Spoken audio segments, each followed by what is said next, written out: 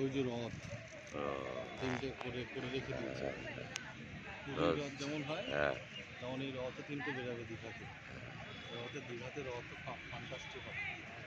রথ আমি দেখ রথ এখানে আলোতে এরকম হচ্ছে, দেখতে পাচ্ছি না যে রথগুলা কোন জায়গায় রয়েছে।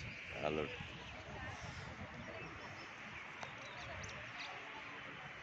এগুলো বিশ্রাম করার নাকি মন্দিরের কিছু যজ্ঞ হুন্ডি? ও এখানে যজ্ঞ করার জায়গা।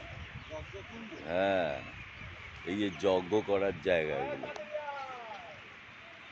যজ্ঞ করার জায়গা। আর এখানে যজ্ঞের জিনিসপত্র থাকবে ওই জন্য। এটা এই যে যজ্ঞের কুণ্ড রয়েছে, যজ্ঞ করার জায়গা।